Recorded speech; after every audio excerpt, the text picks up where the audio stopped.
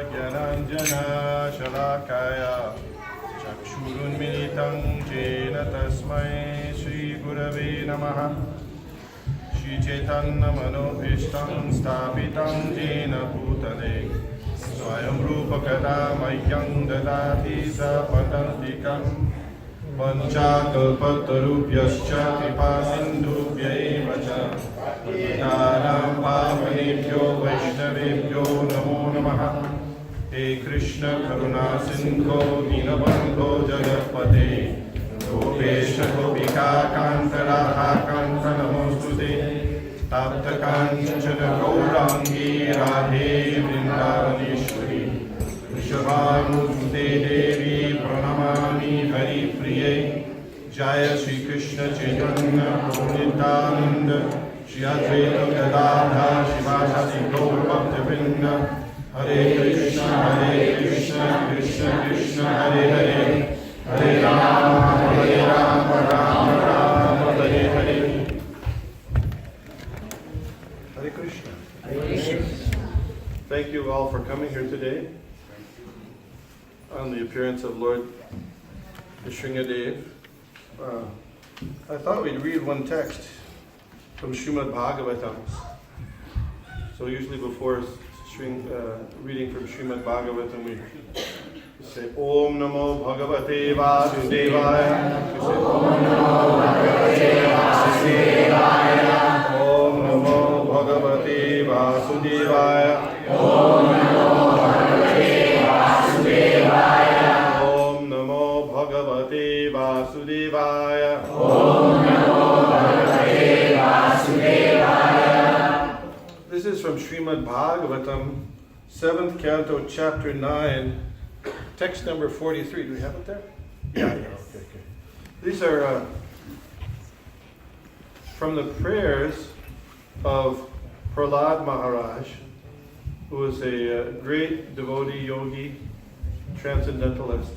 After getting the blessings of Lord Nrsimhadev, he chanted this way, and so I thought this is a very good prayer that we could recite today. Naivo dvije para Duratyaya Vaitanyas Naivo dvije pura Duratyaya Vaitanyas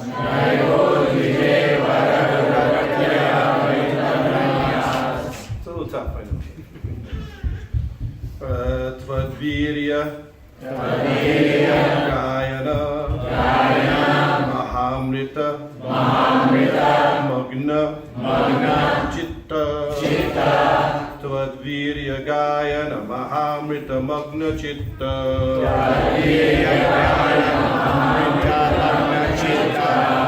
Shoche Tato Vimukha Chetasa Indriyarta Shoche tato vimukha chetasa indriyarta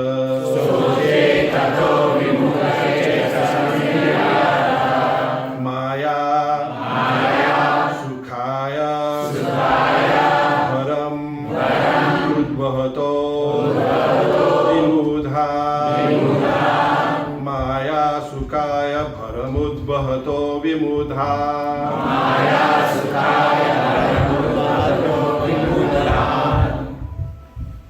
Like there's going to be a lot of jumping up and down on the second floor by kids.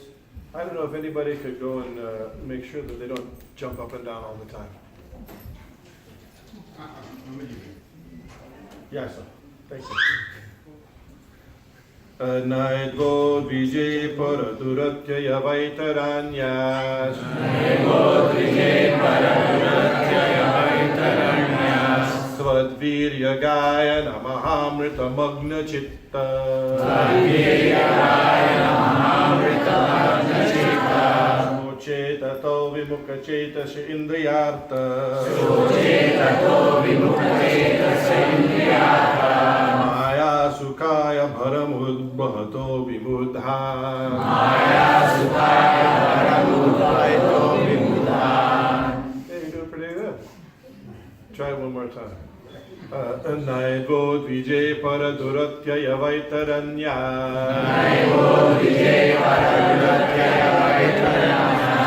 Twadvirya Gayana Mahamrita Magna Chitta. Soche Tato Vimuka Cheta Sa Indriyata.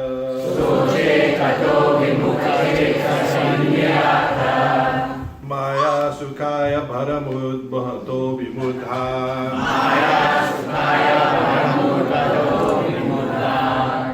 Please chant with some brave volunteers.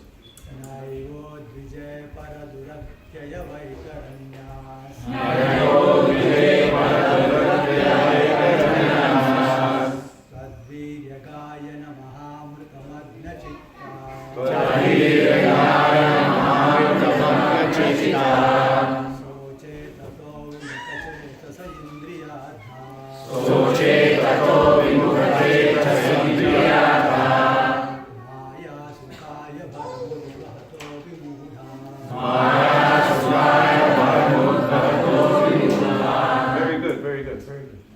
Navo. You go ahead, yeah. Naivo Vijay Paraduratya Vaitanyasa.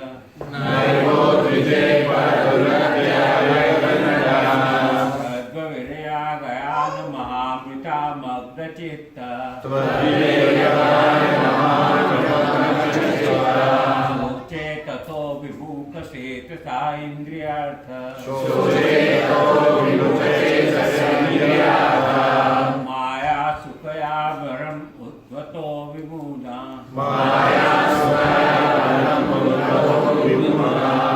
Naivo Vijay Paraduratya Vaitaranya.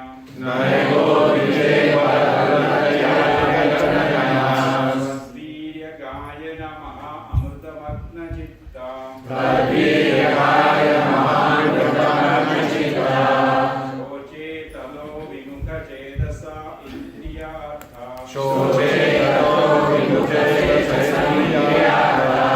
Maya Sukaya Varam Udvato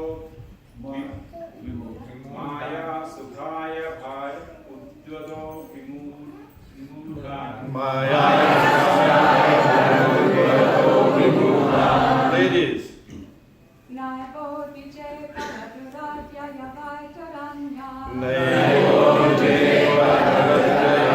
Vaitaranya.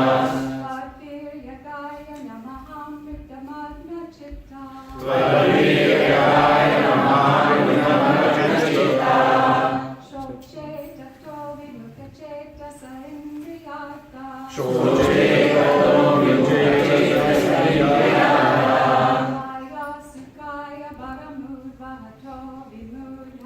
Maya Sukaya Bharamud Bhato Vimudhan. Any other brave ladies? Naivo Vijay Paraduratya Vaitaranya.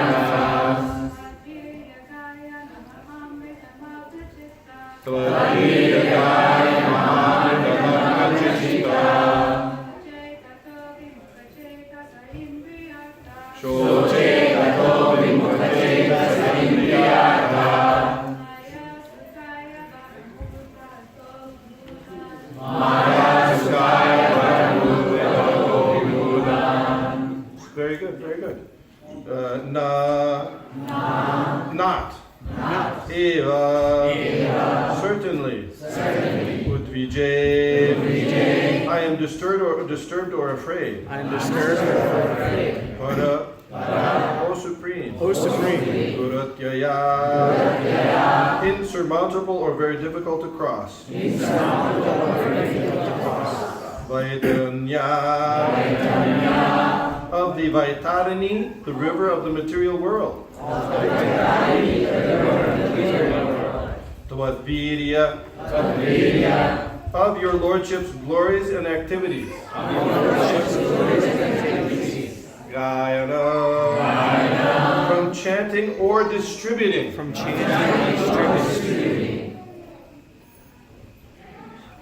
Magna Chitta. Whose consciousness is absorbed. Choche. I am simply lamenting. I am simply lamenting. Tata. Tata. From that. From that. Vimukachetasa. The fools and rascals who are bereft of Krishna consciousness. The fools and rascals who are bereft of Krishna consciousness. Indriya artha. In sense gratification. Maya sukhaya. For temporary illusory happiness. Haram. The false burden of responsibility of maintaining one's family, society, and nation.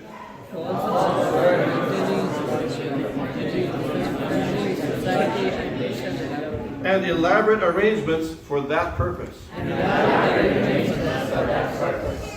Udvahata.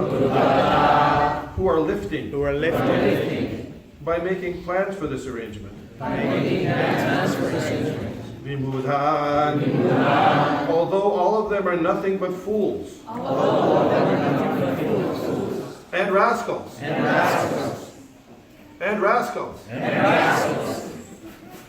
I am thinking of them also. Translation. This is Prahlad Maharaj saying. He's a 5-year-old boy. Can you imagine this? Oh, best of the great personalities. I am not at all afraid of material existence. For wherever I stay, I am fully absorbed in thoughts of your glories and activities.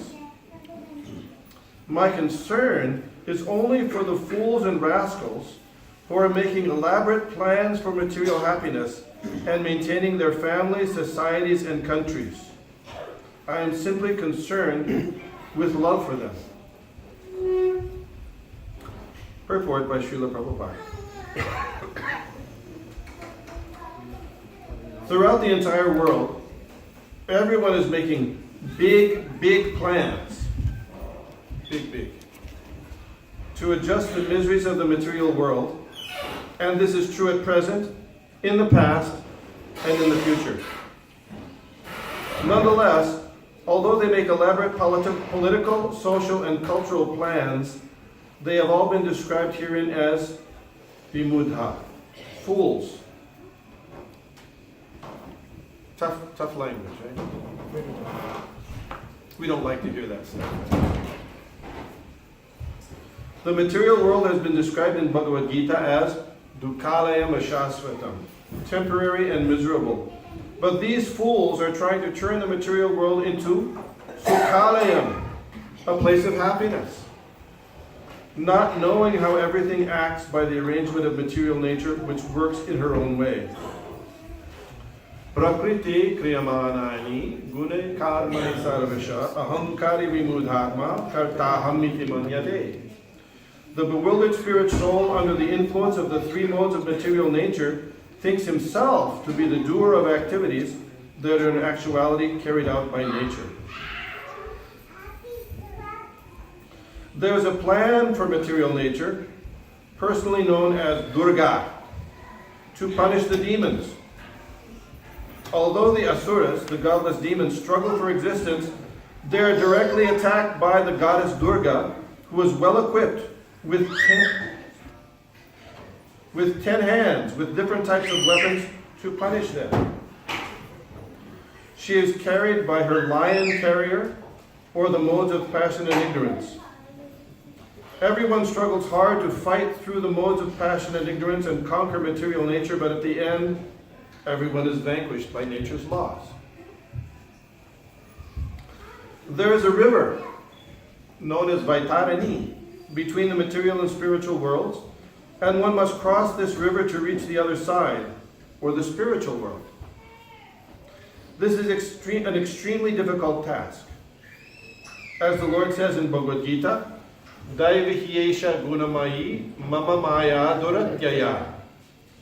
This divine energy of mind, consisting of the 3 modes of material nature, is difficult to overcome.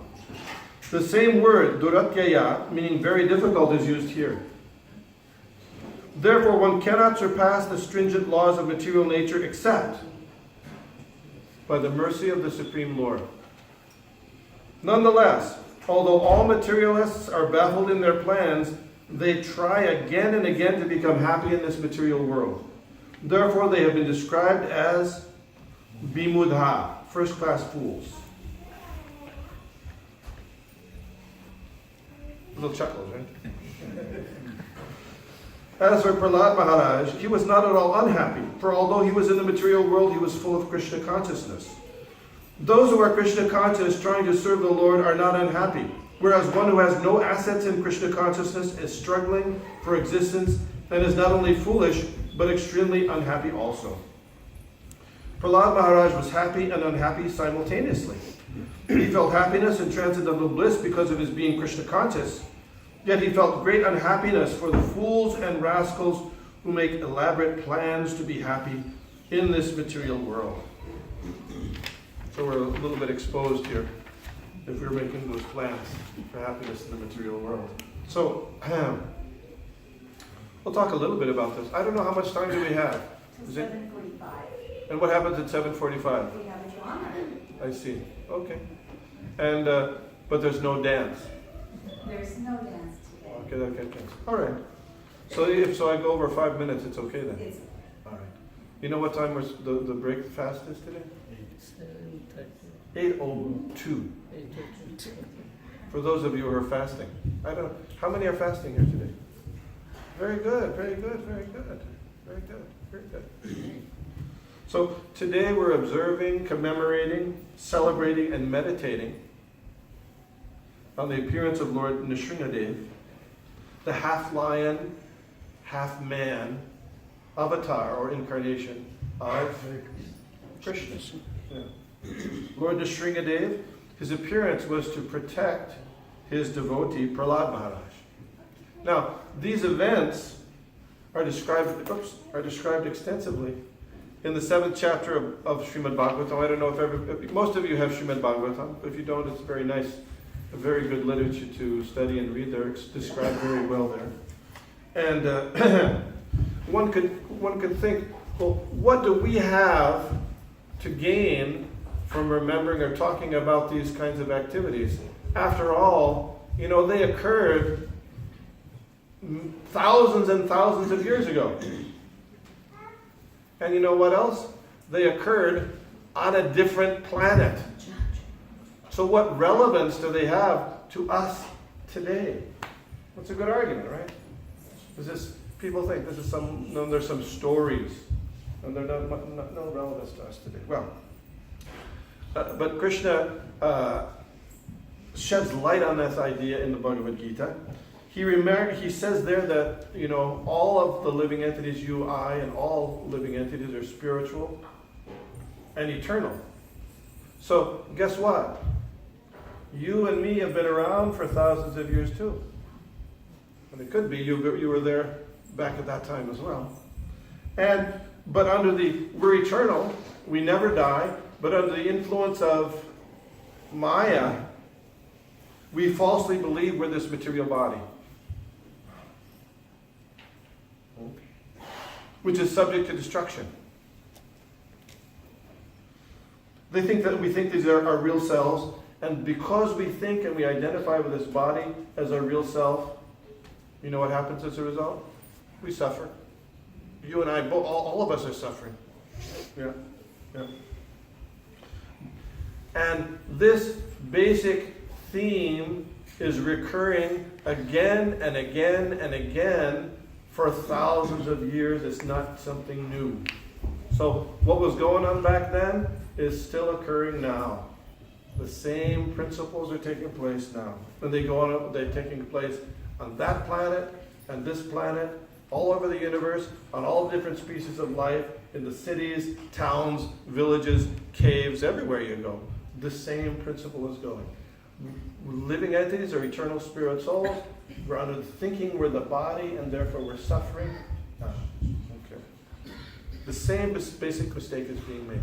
So, in French, does anybody know French here? Very good. A few French speakers. We say, there's a saying that goes, plus ça change, plus c'est la même chose. Have you ever heard that saying?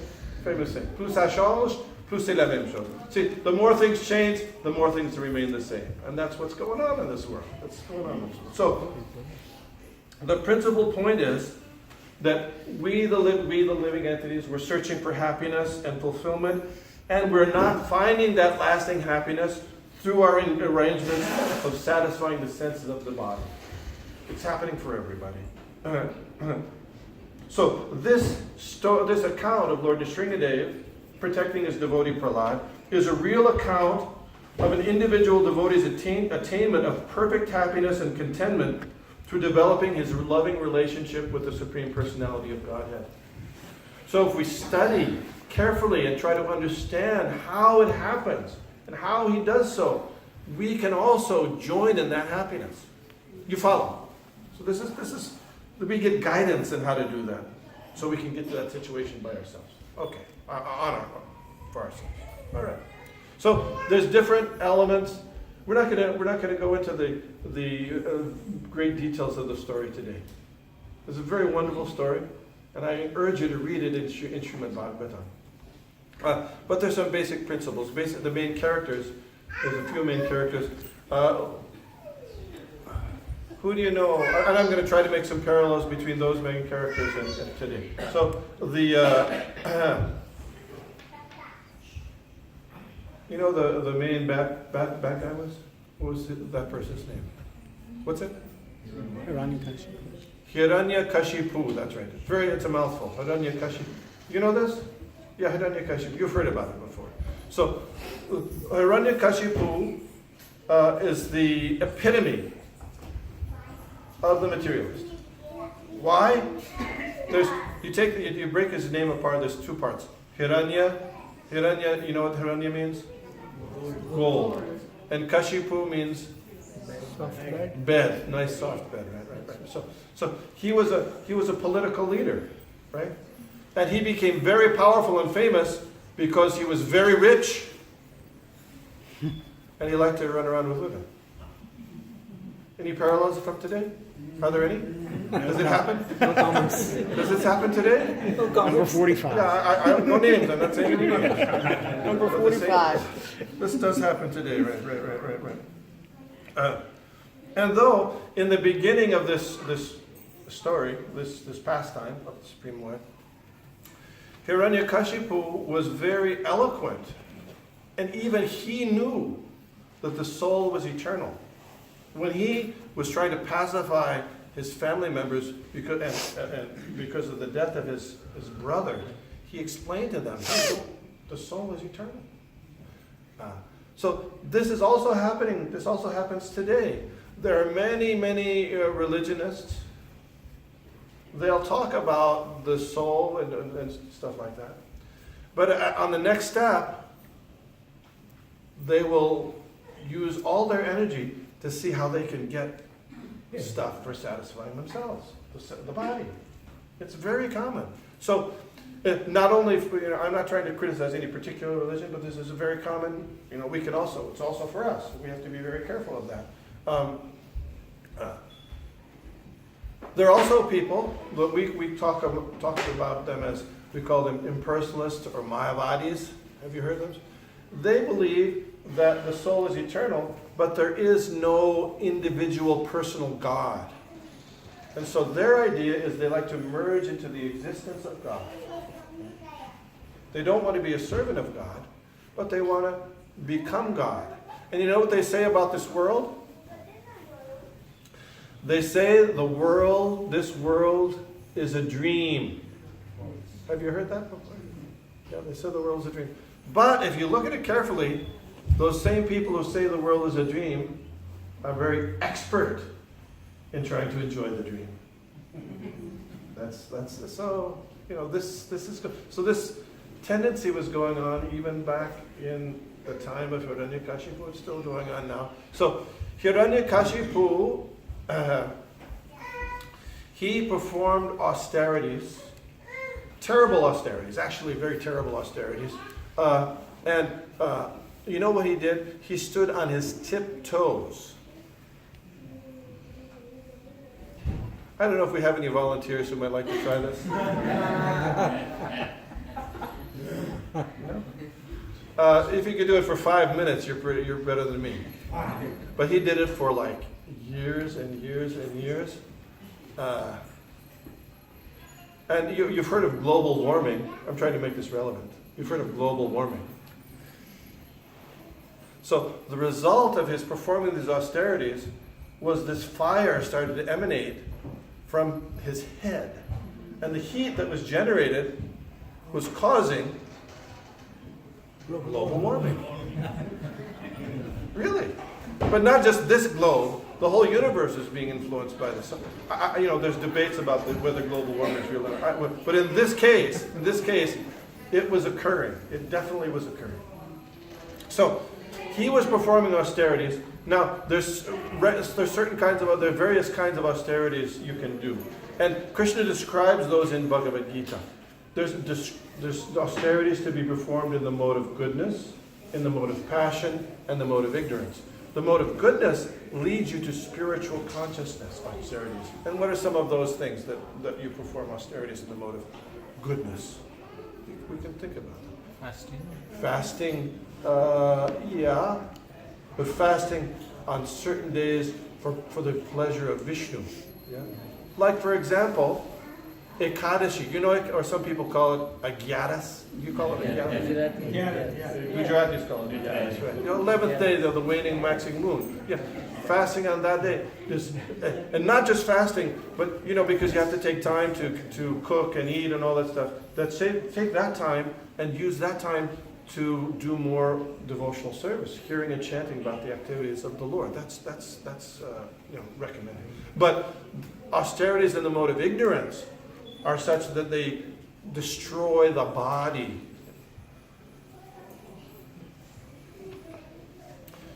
You can picture, in the olden days, they used to think of the fakirs would lay down on the bed of nails.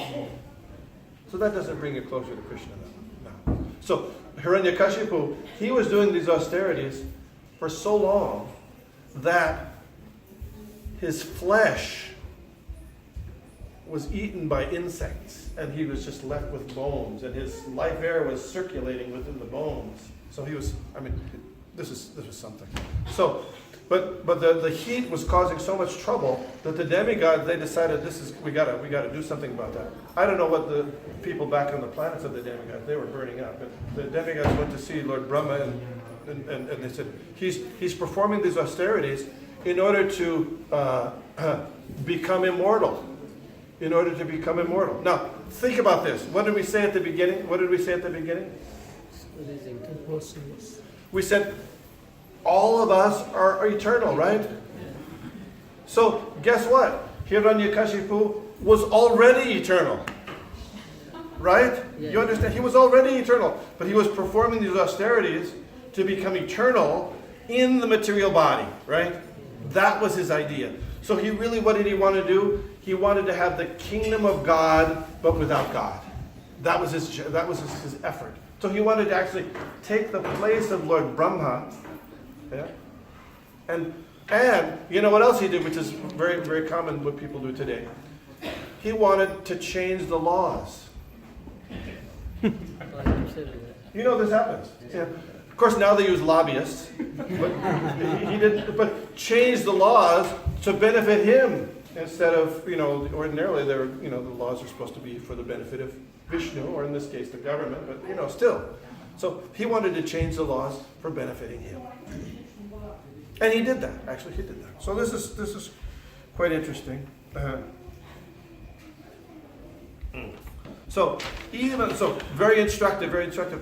He actually got the position so powerful that even Brahma was doing what he wanted. He had to give him these benedictions. Brahma said, well, I can't really give you eternality in the body because I myself am not eternal. But he went around it in a different way. Like you can touch your ear that way, or you can go this way. So he had his back way of doing it. He gave him the benediction of Hiranyakashipu that he wouldn't die in the day or at night. Right? Some other things, this is after he gave the austerities. Day and night, not on the land, on the sea or in the sky, right? Not by any man, animal, or demigod. Not by any weapon. Not by any living thing or dead thing. Yeah, all these things. So he got all these benedictions. And after he got all these benedictions, you know what he did? He tried to enjoy himself. He tried to enjoy, he had all these protections, so he tried to enjoy as much as possible. We also, in our illusion, we try to satisfy the senses, thinking that we're unhappy. And this is Hiranyakashipu. He was like practically in charge of the whole universe, so he could have everything. And Hiranyakashipu was everything. But you know what happened? Any idea? He still wasn't happy. There's a song that was popular in the 60s. I can't get no satisfaction. But I try, and I try, and I try. So that was Hiranyakashipu. Even though he was we can take heed from that. Even Hiranyakashipu, with all these facilities, all this power, all this wealth, he still couldn't be happy. Still couldn't be satisfied. What to speak of us little people? Not possible. So anyway, that was Hiranyakashipu, and then his son was Prahlad Maharaj. We'll talk a little bit about his birth just a little bit, but usually when you think when we're getting into the story, Prahlad was a boy of about five, yeah. And usually when kids run around, they start talking at 5 years old. You don't pay too much attention to them, right? Isn't it? Yeah. Yeah, they talk. Nobody pays attention. People, you think children should be seen and not heard. Has you ever heard that before? Yeah. So, if you think about it, have you ever seen a child who graduates from college at 12? Sometimes you read. Or somebody who becomes a millionaire at 20. You know any of those people? So these are, you think, oh wow, what am I doing? There's a millionaire at 20. Here I am. They graduated college at 12. But Prahlad was in a similar way, but his assets were spiritual assets.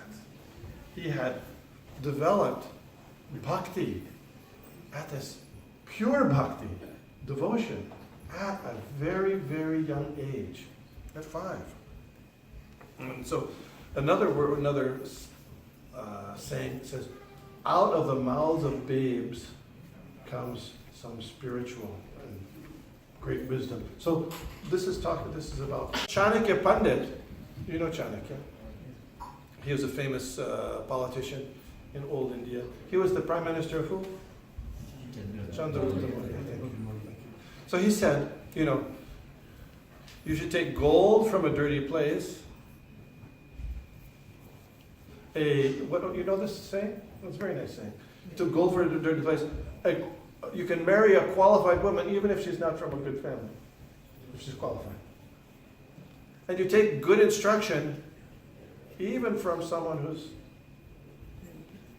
not well born. Good instruction. Yeah. So usually we don't like to take instructions from little kids, but here we have, or we might like not like to take instructions or good from chandalas or ladies or whatever. But yeah. But if it's good instruction, let's take it here. Okay. For example, if you look in Srimad Bhagavatam, the first canto of Srimad Bhagavatam, first volume of Srimad Bhagavatam usually it's about the sages in the beginning of this, how the Srimad Bhagavatam happened. Then the first description of prayers that are offered in beauty and wonder to the Supreme Personality of Godhead. You know who chanted those prayers?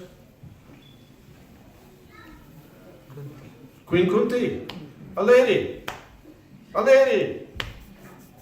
So Children, you don't think maybe are so, so eloquent and devotional. Ladies, you may think, well. But this is the first group of prayers given in Srimad Bhagavatam. Kunti Devi, great devotee. Okay. So here's some very interesting things about Prahlad Maharaj also. This is one thing that Srila Prabhupada very much focused on, this pastime and this of the Supreme Personality of Godhead. And because there's so many parallels to us in the material world. Prahlad was surrounded by demons. Any familiarity with that? Can you relate to that? Yeah. In this material world in Kali Yuga, practically we're all surrounded by people who are against the supremacy of God. Practically speaking, everybody. Yeah. And his father was against Krishna consciousness. His teachers were against Krishna consciousness. Everybody, the whole kingdom was, stacked against him. So he was kind of like alone in that sense, but he wasn't alone because he learned always to take shelter of Lord Narasimha. So then he went to school. Do you know the school he went to? It was a very, very well-rated school. It was in a very good school district. Very important, isn't it? No, I'm making fun. It's true. It was some of the best teachers. The best teachers were there. The sons of Shukracharya. Yeah, and he went there regularly, to the school.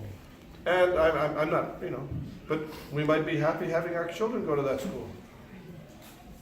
Honestly, we might think about it. But what were they teaching? Asatyam apratishtam te jagadahura.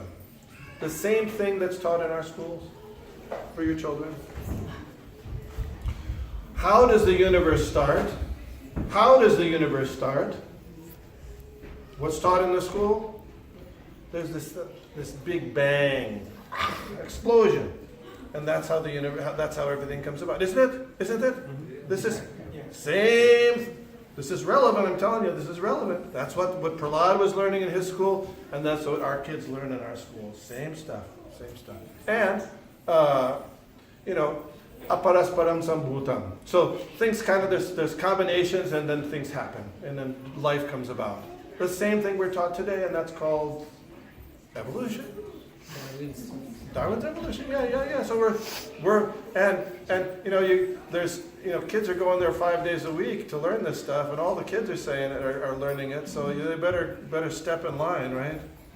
Oh, there was a nice experiment. I think I've told you this before one time.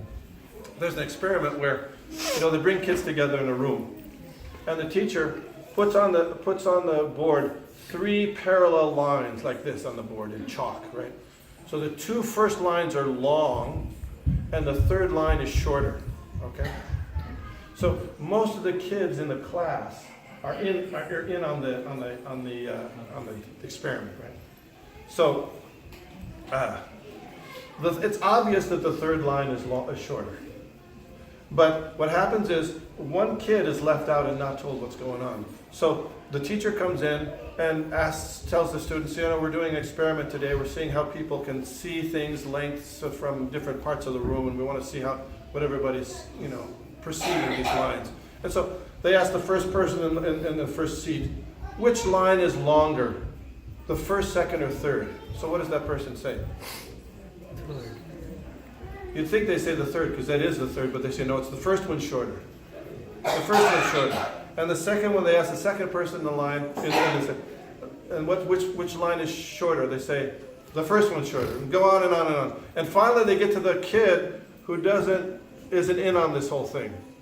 And they ask them, which line is shorter? And you know what that he or she says? You know what he says? The first one.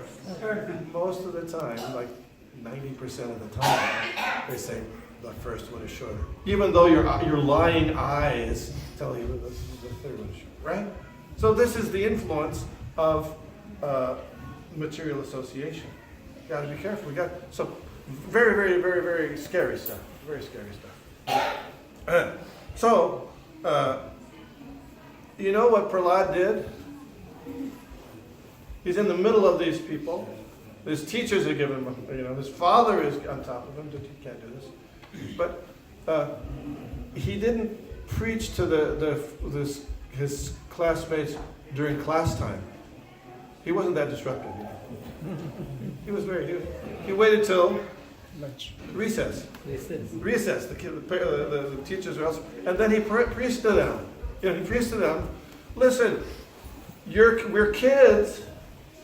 Now we have to dedicate we have to become serious about developing our spiritual life, because it's going to be too late later on. So he said, Kaumara acharet pragyo dharman bhagavataniha. You've got to start doing this stuff early in life, because later you're going to get swept away by the waves of the illusory energy. Better to take care of it now. So this is actually a little bit contrary to what most people think. Most people think nowadays that you should let your kids, don't press your religion on them.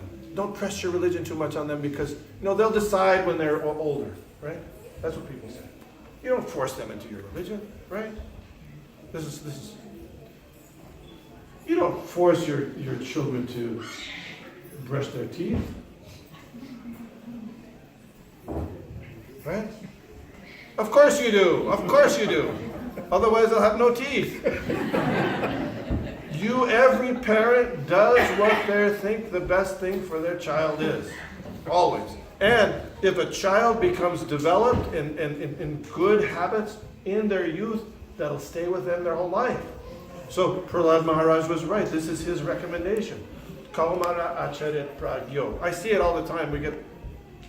I see people in psychology practice. So the kids come in, and then I say, well, there's like 8-year-old kids say, do you ever drink wine? And so, yeah, my parents give it to me when I'm, on holidays. They're getting trained up anyway. I'm not exaggerating. Kids are getting trained up anyway. So you get trained up for Krishna, or you get trained up for Maya, but it's going on. So Prahlad was like that. He was preaching during recess, and this is something that's very, very important to understand about Prahlad Maharaj. He was not only just trying to do it for himself, but what our verse was? He was doing it, he wanted to help other people free themselves from Maya by spreading Krishna consciousness to others.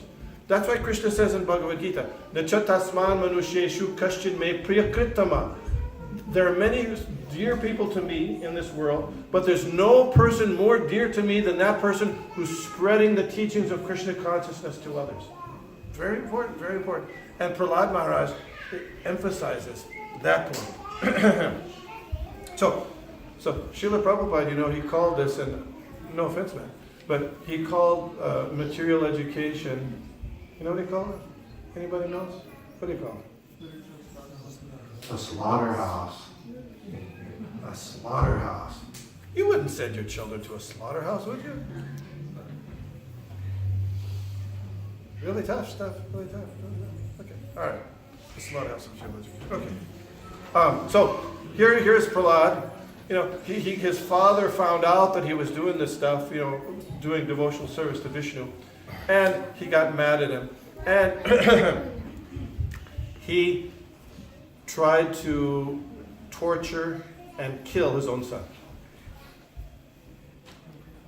What's that? You want me to stop? Okay. You can finish the ending, because you have to get to the climax. Yeah. Is that the right time? Yeah. And then you don't have a dance anymore, right? We don't. You don't have a dance, but you have a drama for 15 minutes, right? All right, whatever. So Okay. you could finish. You can go. In this case, we have to have the ending, so please continue. Don't fast. Okay. So, how did Prahlad become such a great devotee? How did he become such a great devotee? Good question. Most people will say, when he was in the womb of his mom,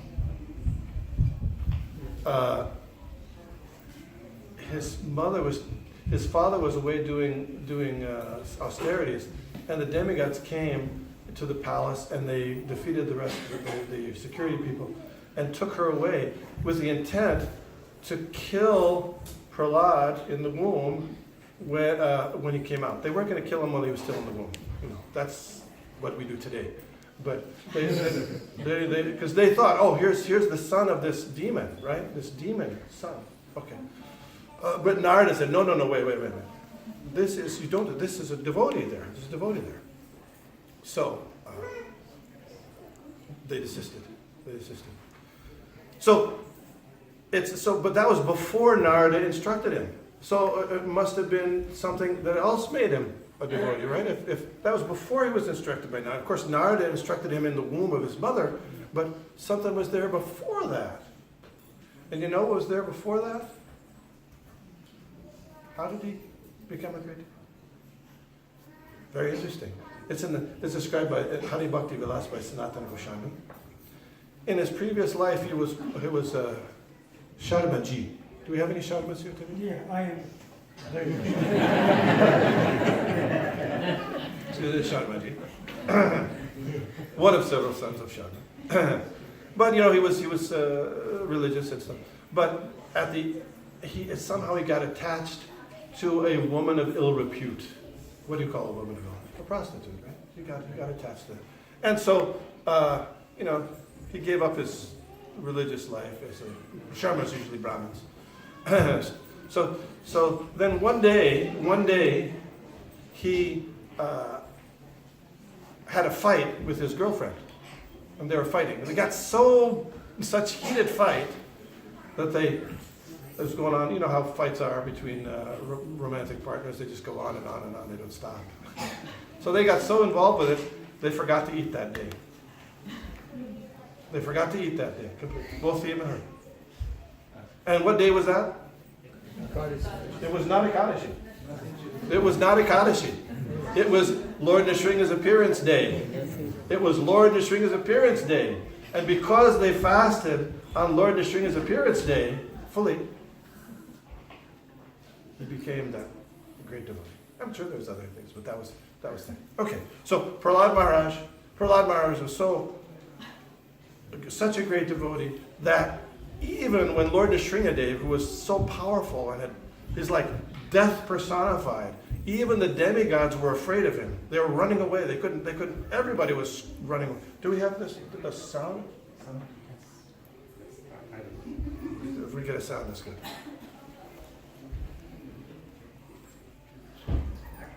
Okay.